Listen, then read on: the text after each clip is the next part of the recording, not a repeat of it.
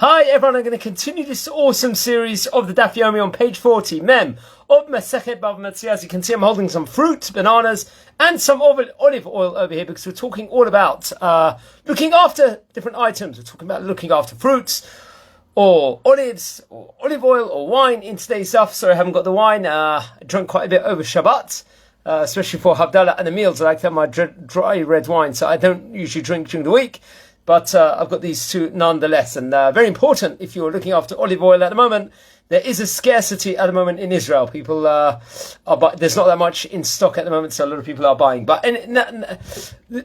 be it as it may over here, we're talking about a case scenario in today's page that when someone is going to give, let's say, fruit or wine or oil to his friends to watch it for him. Naturally, someone that looks after something is called a shomer, as we talked about in many other pages so far, in many snippets of the Gemara. So when he gives these different items, the oil or the wine, to his friend, the shomer, the person who is guarding the merchandise should not mix it with his own. So he shouldn't make one big mixture.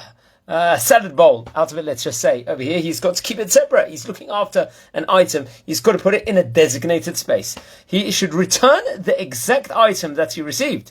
Also, so he shouldn't give back when he's got to give back the things he's borrowed or he's looking after. He should give back exactly what he was given initially. The Mishnayot on today's page discuss a person who was supposed to guard and return the items, but instead, what did he do? He mixed them with his own. He made it into, like, let's say, some sort of ta'aruvot, some mixture. And when he does return them, how much does he have to give back? That's another question in the Mishnah. So the Mishnayot teach that there is a certain amount of, let's say, shrinkage or loss that is anticipated in different type of crops. And the shomer, the person looking after it, will have to give back just the amount that we anticipate would have remained from what he was originally given. So there's an anticipated, let's just say, a shrinking amount that he's going to get back after a designated period of time. Okay, so they give an example today.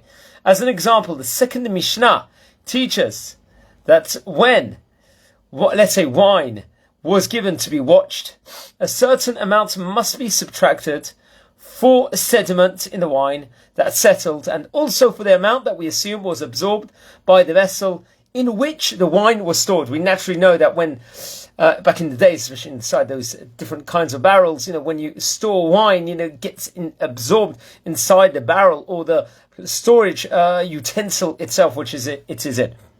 While the Mishnah over here in today's stuff, it appears to present a difference of opinion, let's say between the Tana Kama and Rabbi Yehuda over here, about the amount that is to be subtracted.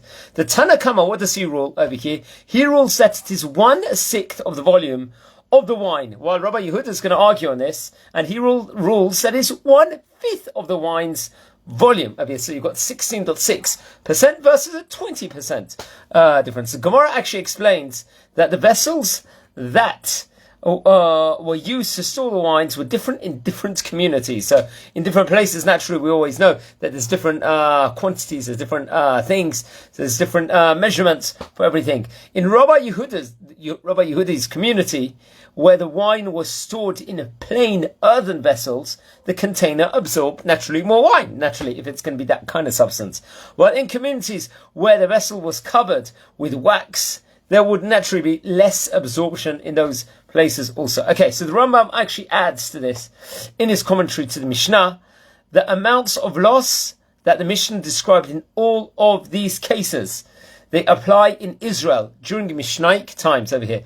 But these measurements will differ depending on the weather and on the weather conditions, let's say, and other conditions, and must be adjusted every single different time and every single different place. So you see that in different locales, there was different things that were used to store these different items. Naturally, it's going to cause greater or less amount of losses and stuff like that. But all these different measurements must be taken into account with everything that is being done. And so it's a very interesting tidbit, once again using the notes of Rabbi Adin Steinzel Zechet Tzadik Libracha.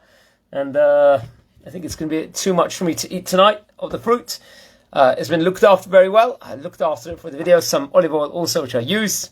Naturally, this is already now the 39th installment of Masechet Bava Metzia. At the moment, please watch over the previous videos, whichever channel you're going to be watching this from. Don't forget to smash the subscribe button, also wherever you're going to be watching this from. And Bezrat Hashem, I'd like to dedicate this for all of Am Yisrael, all the injured soldiers recently that have suffered injury. May they have a speedy recovery. And Bezrat Hashem, Lilun Shmat, all the heroic soldiers. We suffered a few losses. Yesterday it was reported in the media. I believe 4 or 5 soldiers lost their lives yesterday. So I wish you all a good day, and please watch over the previous videos, and don't forget to get inspired and share to others. Okay, take care, Shavua Tov.